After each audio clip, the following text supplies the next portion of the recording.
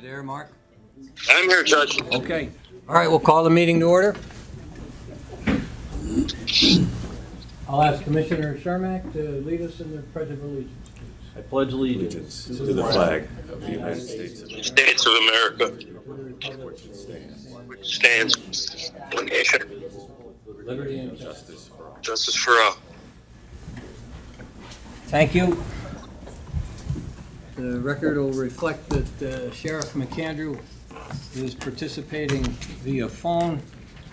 He's a little under. Everybody else is present, including Commissioner DeBillio. Forgot to bring coffee for everybody. Thank you. Thanks. Sorry, Judge. And I will just let people know that the district attorney is anxiously awaiting a verdict in a homicide trial over at the courthouse, so if he gets up and leaves, it's for that reason. Okay. So with that, we'll call the meeting to order. I trust everybody has an opportunity to review the minutes that were sent around in advance. I think this is mine, if you don't mind. It is yours because it says Gary. So All right. I'll entertain a motion to approve the minutes from the April 17 meeting. motion. Do I have a second? Second. On the question? All in favor? Aye. Any opposed? The ayes have it. The minutes from the April meeting are approved. Anybody from the public wish to address the board on agenda items? Okay, I see no one approaching the podium, so we'll move on to the motions on the agenda. First one is a motion to approve all current payables for the Community Corrections Center as well as the prison, which were circulated earlier last week, I believe. I trust everybody's had an opportunity to review them, and if so, I'll entertain a motion to approve those. Motion. Second. We have a motion and we have a second. On the question? All in favor? Aye. Aye. Any opposed? The ayes have it. The motion to approve the current payables is approved. So we'll go to the Controller's report. Mr. DeBillio. Yes, Judge. Thank you.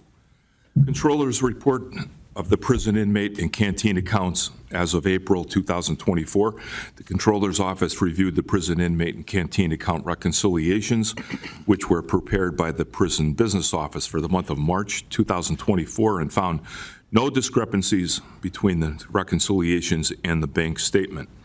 The balance in the inmate account was $446,251.07 as of April 30th, 2024. The balance in the canteen checking account was $410,161.40 as of April 30th, 2024. In addition, as of April 30th, the canteen account also included a balance in the Pennsylvania Local Government Investment Trust investment account of $900,564.33, which earns approximately $3,767.92 per month, and which will mature in July of 2024. During the month of April 2024, $107,101.08 was paid from the canteen account for the benefit, welfare, and education of Lackawanna County inmates. And a copy of those itemized details are attached. And that concludes my report. Thank you. Any questions for Controller DeBillio? If not, I'll entertain a motion to approve his report. Motion. Second. On the question? All in favor? Aye. Any opposed? The ayes have it. Thank you, Mr. DeBillio. Then we'll turn to Mr. McConaughey for your report on the Community Corrections Center. Good afternoon, everyone. This is a house arrest report for the month of April.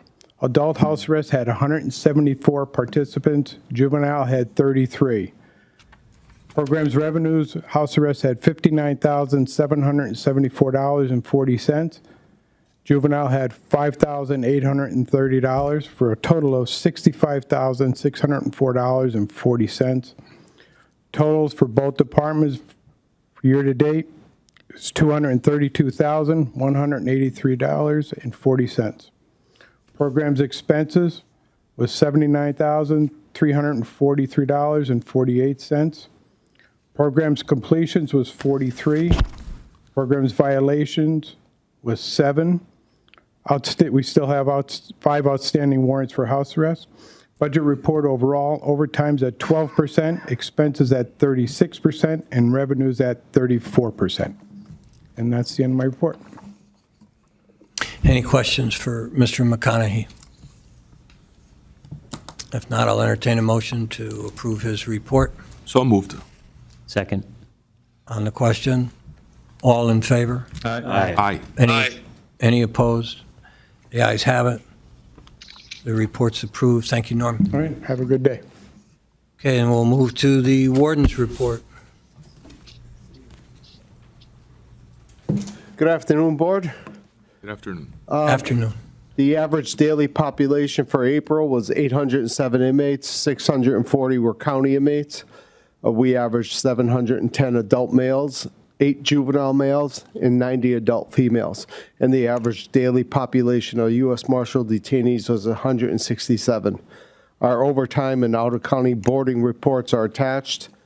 Staffing update, currently our correctional officer numbers break down to 171 full-time officers on shift, 5 out on workers' comp, 1 on continuous FMLA with 69 having intermittent FMLA, 2 officers on administrative leave, and 3 vacancies, full-time vacancies. It should say 182 full-time officers. I have a typo there. Budget as of April 30th, 2024, revenue was at 34% and expenses were at 35%. Extraordinary occurrence reports, there was 1 extraordinary occurrence in the month of April. On April 9th, a male inmate assaulted a correctional officer. Responding officers were able to subdue this inmate and then place him in the emergency restraint chair. The officer in question suffered some injuries but has since returned to work. The inmate has been charged with aggravated assault. PREA, there was 1 PREA investigation completed in the month of April. It was an allegation of inmate sexual harassment, and it was deemed unfounded, and all materials related to the allegation have been submitted to the DA's office for review. And personnel, there are several personnel matters to be discussed if the board opts to hold an executive session, and that concludes my report. Any questions for the warden?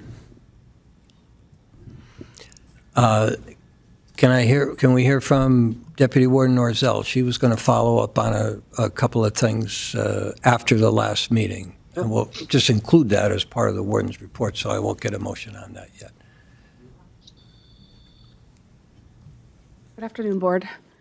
Do you want me to start with some of the questions that were asked? Yes, we received a extended email from Denise Brown, who comes to our meetings frequently, but she said she wasn't going to be here this month, so she had some questions which I related to the warden and the deputy warden, just to kind of give her a response to Right. some of her inquiries. Okay. So one of her first question had to do with the RFP for the medical services, which we don't really have a response to because the contract is actually with the county, not the prison. So any details regarding the contract pertaining to the RFP, the prison has no input in or control over. I don't want to say input, but it's basically under the direction, excuse me, in the jurisdiction of the county, not the prison. So I didn't really have any input pertaining to that. She was asking about why high-quality local providers such as the Wright Center wouldn't be qualified to apply. I think the requirement was that they have to have prior correctional experience as a medical provider. She had asked about how many mental health workers are currently at the prison. We have four. Three of them are employed by WellPath, and one is employed by the Lackawanna County. So we have three licensed professionals through WellPath, and then the licensed social worker with the county prison. And then she was asking about drug and alcohol and the process or the progress of getting a full-time drug and alcohol position in the prison from the Lackawanna, Susquehanna Office of Drug and Alcohol Programs. So that's actually in process. We had a meeting with Barbara Jerkin maybe last week or the week before, and we're hoping that maybe as soon as June, we'll have somebody full-time for the prison. Whether it's one person to do full-time hours or two separate caseworkers that will come out to the prison and be fully present in the prison to work with inmates directly on getting them into rehabs and assessed. She had asked about the steps that are in place to improve the prison's response to those in crisis and to limit the use of the emergency restraint chair. She also asked about the $5 copay to see medical and what happens if the individual doesn't have any money. So to start off with the copay question, regardless of funds, an inmate will never be turned down from seeing medical. If they don't have money, then they just don't get charged, or if they get charged and there's a negative balance on their account, but they'll never be stopped from seeing a medical professional. And actually, per policy, psychiatric visits with Dr. Malik or any type of psych-related visit is free. We don't charge for that. Right now, we have a large amount of staff that are trained as crisis intervention team members. So prior to emergency restraint chair utilization, we always have somebody on staff that meets with the individual first to try to de-escalate the individual prior to just reverting immediately to the use of force. Most of the time as well, Leah Pardusky is our main worker from WellPath. She's fantastic with our mental health population. She's always on site, it seems, when things are going on. So she meets with the people as well. She's almost always present. So also any new staff that are hired, so currently right now we have a class of new cadets. They always receive, I don't remember if it's a 1 or 2 day, I believe it's a 1 day mental health first aid training. So we try to equip our staff as best as possible with what resources we have available to just be familiar with mental health crisis. So right now all of our counselors, sergeants, lieutenants, and captain have successfully completed CIT training. And then we've been doing it since 2017. And as I said before, we don't deny inmates care if they don't have money on their books. And then she had asked about the burden on families to purchase meals for inmates. My initial response was, it's a privilege. So it's an option and a privilege available to families, so that way they can give surprises and gifts, not gifts, but, ease the burden of their loved one in prison and give them a special treat. So that's something extra that's provided and available. So I see it as that. I see it as a privilege and an extra, not necessarily as a burden. Although, anybody that has a loved one in prison, they want to take care of them and see them happy and comfortable. So if you want to provide as much as you can to somebody, and you don't have the money, then it could be difficult. But all of our approved meals via our contract with Airmark, Airmark is our contracted food service provider, each meal is a 2,400 calorie diet approved by a dietitian. So they are getting substantial calories, like a caloric intake. I know it's less than ideal to pay for extra food and maybe better food, but right now that's what's available. And then she had asked about the policy and procedure review that was, I believe, voted on at one time. So Warden Betty had mentioned that as of right now, we don't have any update on that. We don't know if he's reviewed or started or concluded. Excuse me. And then she had asked about the prison providing transportation to inmates following release if they don't have transportation, which does happen occasionally. And we've always provided bus tickets, whether it was local or longer distance, but we've always provided a bus ticket to those in need. And also, if somebody's leaving the facility to go to rehab, generally 99.9% of the time, probably 100% of the time, that rehab provides transportation for them. So I personally can't say that there's ever been anybody stranded on the street without transportation. And if it has happened, we wouldn't have known about it. But we would always assist in that case. And then I just want to see if I miss anything else that she's asking. She references the Delaware County Coalition for Prison Reform, and I'm not sure what for, but I believe that is, for the most part, the questions that she was asking, and I hope I answer them Okay. well enough. Or is there anything else? No, that's, I just have one question. Okay. Do you have an update on, last time we had met, we talked about the classrooms and how they're being utilized or underutilized. So is there any update on that? I don't believe so. I believe it's status quo. It's unchanged. Okay. We're still utilizing all of our classrooms as virtual courtrooms and other Zoom appointments and meetings. So we're still in the same boat that we're unable to use the classrooms. Okay. Thank you. All right. Thank you. anything else, Tim? Okay. I'll entertain a motion to approve the warden's report. I'll make that motion. I have a second. Second. On the question? All in favor? Aye. Aye. Aye. Any opposed? Okay. Anybody from the public wish to address the board?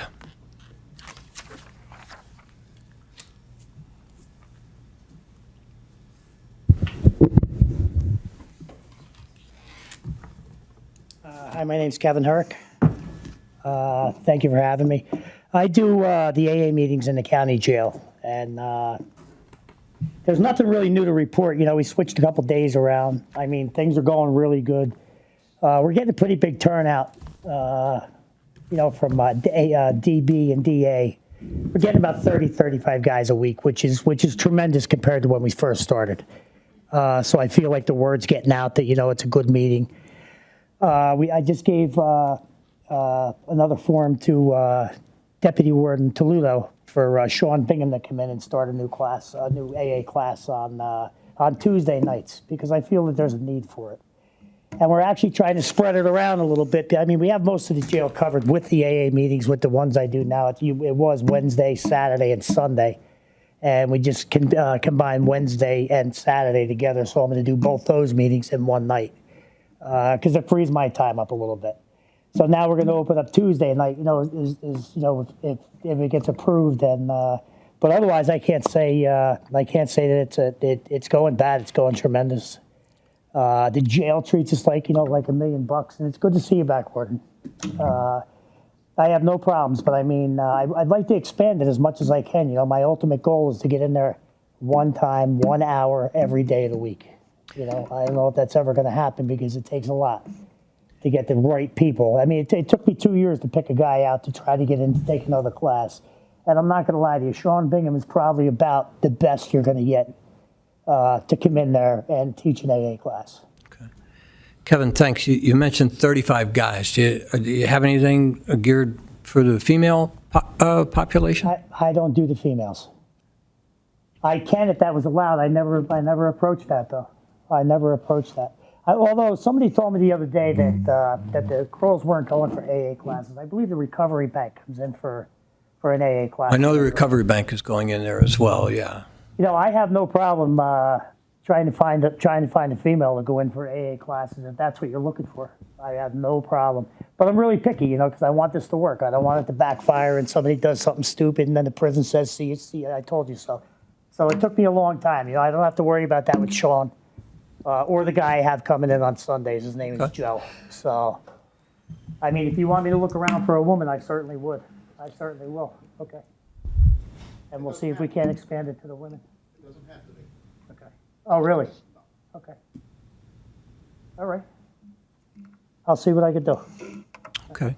But that's all I really have. Thank you. All right. Thanks, Anybody guys. have any questions for Kevin? Keep up the good work. Thank you, Kevin. We very appreciate much. what you're doing.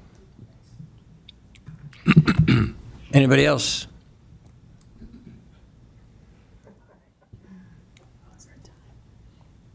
Hear about Bev Barrows Hi, Bev.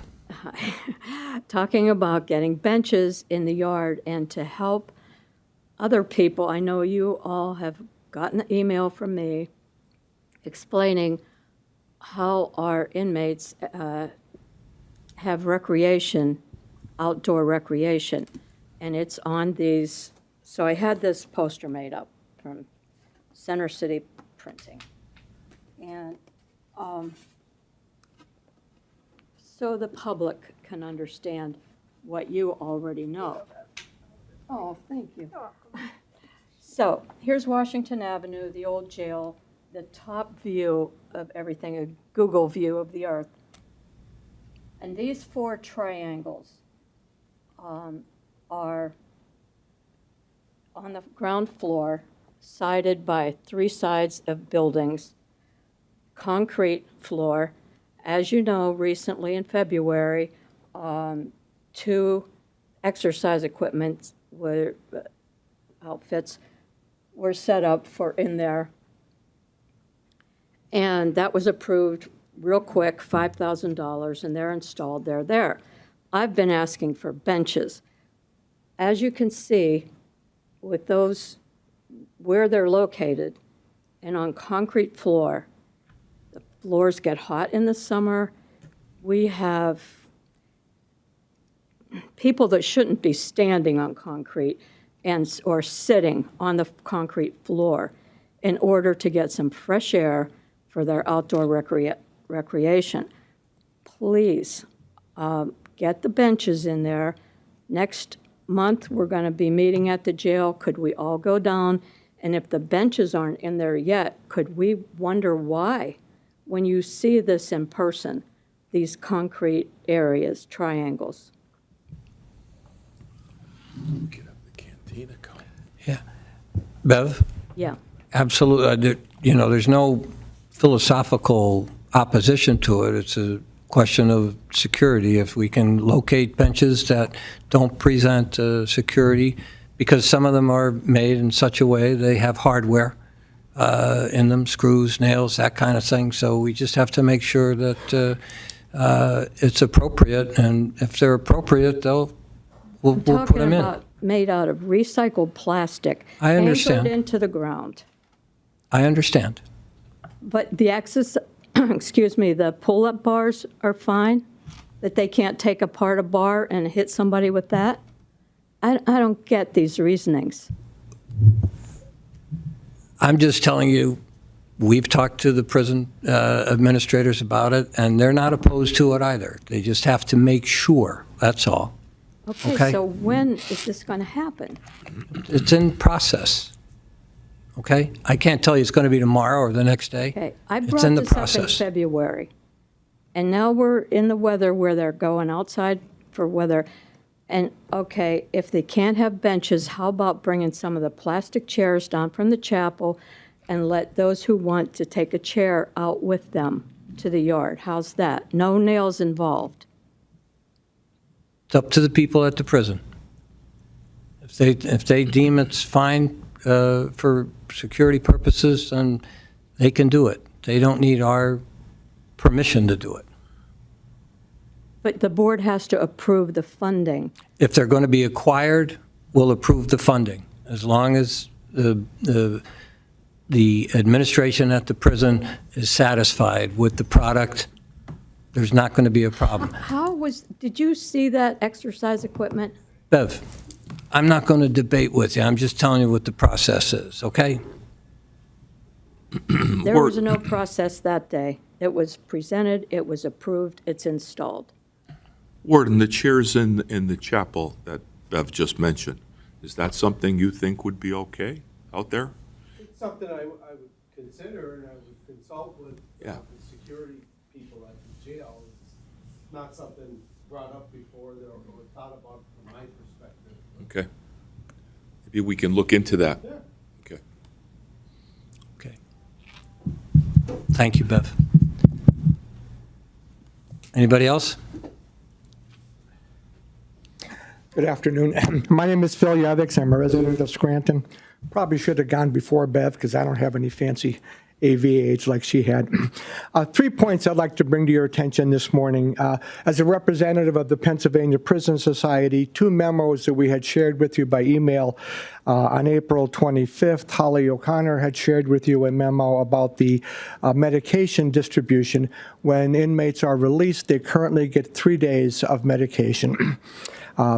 It's clear the best practices across the area for the Pennsylvania Department of Corrections, it's a 90-day supply of mental health and life-sustaining medication, 30 days for the others. The Federal Bureau of Prisons, it's a 90-day supply. Susquehanna County recently, within the last 2 years, appointed a reentry counselor. One of the first things she did was change their 3-day policy to a 30-day policy and saw immediate results in terms of stopping the recidivism. So the problems that arise with only a 3-day supply are obviously the people getting the medication they need. But in the memo, Holly details some of the difficulties in getting a new prescription to be able. If any of you have tried to get an appointment with a healthcare provider, you're often months out. And so it solves a whole lot of issues. One of the unseen problems was in terms of housing, because our inmates who are on medication that need to be in a recovery program, if they're not able to get their medication, they can't enter into some of the housing options. So that first issue is concerning the supply of medication when they're released. And again, it's a relatively small change to make it at least a 30-day supply, and it has a lot of potential benefits. On May 10th, I had asked Ms. Hart to share a report from the Pennsylvania Prison Society on food service in the Pennsylvania Department of Corrections.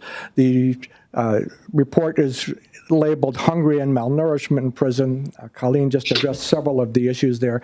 But although it's different in the local jail, the anecdotal evidence supports the 3 conclusions that the Pennsylvania Prison Society found from their survey. Food service at the prison leaves people hungry. We get that complaint constantly. Food service at the prison contributes to diet-related illness, and I think Ms. Brown has raised some of those concerns with you in the past, and that hunger forces incarcerated people to buy expensive junk food from the concession. And again, the anecdotal evidence about that is abundant. The email that was sent out, the report from the Pennsylvania Department of Corrections, from the Pennsylvania Prison Society, includes information about the importance of nutrition. And so it's a long-term issue. Every prison in the country is dealing with this, but I would encourage you to give it your attention as you go forward. And finally, on behalf of the Scranton Area Ministerium, just want to again bring to your attention our concern that there be a full-time accredited chaplain available, that we are very grateful for the ministry that is being done by the 2 folks from Jubilee Ministries, 3 folks now, they have another half-time female, but it does not address all of the religious needs of our inmates, and it doesn't concern the larger administrative issues that most chaplains at most prisons take care of. So we think it would be to the benefit of the administration as well as of the inmates if a full-time chaplain could be provided. Thank you. Thank you.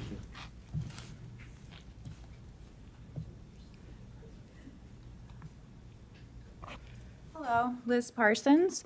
I just wanted to follow up on some of what Deputy Warden had responded to Denise's inquiries via email. She was unaware of any review of the solitary policy, but we've been talking about that for about 1.5 years now. So is the board aware? Has the review begun? There's been a development since the time of our last meeting where the individual that had previously agreed to undertake it told me that he's not in a position to continue on with it and proceed any further. So I've talked to the warden about that. There's a couple names that we're looking at, and we've reached out to a couple people waiting to hear back from them. Okay, we'll keep following up on that then. Yeah. Another thing with the RFP, she stated that the prison doesn't have involvement in that request. It's the county. Is it the board, the commissioners? What positions at the county are responsible for that? Well, it's the ultimate awarding of the contract is the county's responsibility. And it's a contract with the county, it's not with the prison. We're consulted on it in terms of input into the RFP. Right. But ultimately, it's the responsibility of the county, Who at the county? the commissioners. The commissioners, Yeah. right, okay. So in January, you had told us that the Wright Center did submit a bid for the last RFP, but, and that it also wasn't a requirement that they are solely a provider to correctional facilities, but based on the RFP that's out now, that is the number one requirement, is that their sole purpose is to, or their primary purpose is providing medical service to correctional facilities. So, you know, to even tie in something that Phil was saying and something that we've been talking about for a long time now is the continuity of care leaving the jail. And so somebody like Wright Center doesn't have a primary purpose of serving correctional facilities, but would like to be considered based on the bid that they submitted. And it would also alleviate the issue of future appointments, access to medication, and in turn, reduce recidivism. My recollection of the last time around was that the Wright Center didn't submit its own standalone bid. It was partnering with one of the primary bidders. And if they want to do that again, that would be fine. We were encouraged, actually, when we saw it, because they were local, and I think they'd add a tremendous element to it. But that's my recollection. Others may differ. David's not here. David had more working knowledge with it, but I don't think anybody would. So have a in that problem. case, would the commissioners possibly consider, and maybe we don't need an answer today, but as a follow-up for next month, consider removing the primary purpose of providing medical services to correctional facilities so that somebody like the Wright Center could be considered? So the RFP already went out, correct? It did. Yeah, And it doesn't specify that has to be their primary. okay. I'm looking at it right now. I am too. Response As requirement. long as you receive the appropriate accreditation.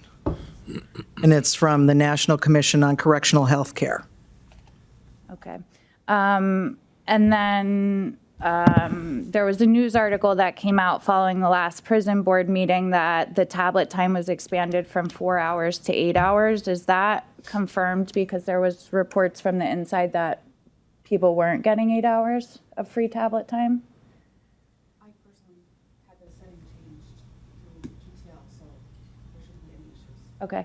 And then one thing that came up in the last prison board meeting, Deputy Warden, you had stated that, there's 1-for-1 tablet for each incarcerated person, aside from people who are in restricted housing unit. With the mail scanned into the tablets, how are people in RHU accessing their mail if they don't have tablet access? Our new officer prints it out for them. Got it. Delivers it. Okay, thank you. And then with 4 mental health providers for over 800 individuals, are there open positions at the prison not contracted through LPATH for mental health providers? Are they just unfilled positions, or do the positions not exist? There's one open position, substance abuse mental health supervisor.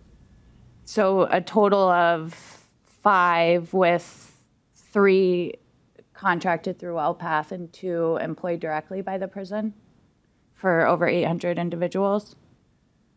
Yes. Okay. Would the board consider, in the context of allowing books to come into the prison, there's a program called Books Behind Bars. It's a program that deals exclusively, usually based out of like established bookstores.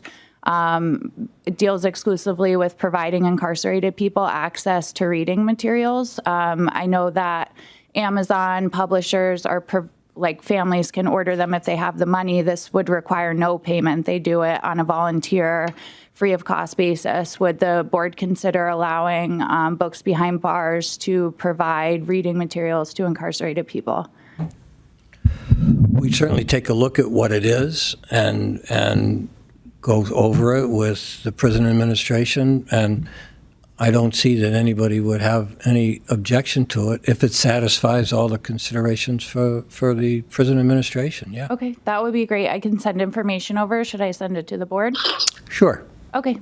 And then my last question back on the tablet. Sorry, I'm jumping around a bit. What is the free material that is accessible in that 8 hours of free tablet time? The free profile includes meal, our Adobo education program, so they have access to a large quantity of educational materials and free publications. And don't believe it's used, I know it's LexisNexis, the legal resources. I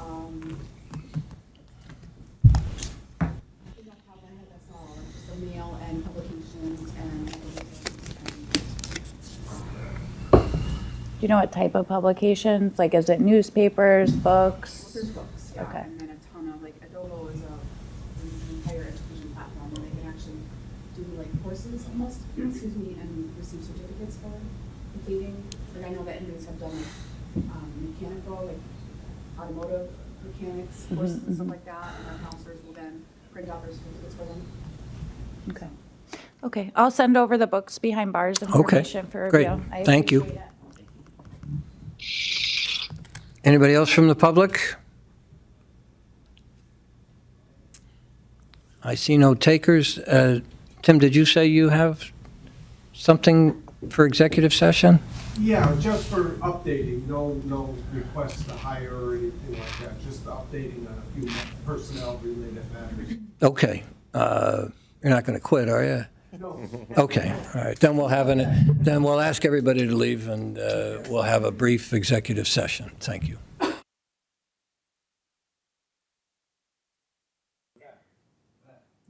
Okay, so we're back from executive session. We had a couple of personnel items to discuss, and we did that. So the next thing on the agenda is other members' business. Does anybody on the board have any other business? I just have one thing. If we could try to get an update or an idea on these classrooms and when they're going to cease using them as a virtual courtroom, I would appreciate that. Okay. Yeah, I have to follow up with Judge Corbett and Judge Barres on that.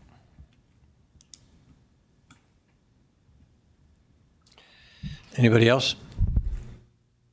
The mandatory overtime, is that getting any better, any improvement in that area as far as? Yeah, I had a question about the mandatory overtime and wondering if there's any improvement in that area. I see a little bit of an improvement. The problem really right now is the combination of 3 full-time vacancies with 5 officers who are out with workers' comp. That's 8 shortages. Anytime we get close to 10, the overtime goes up because we have to fill spots. The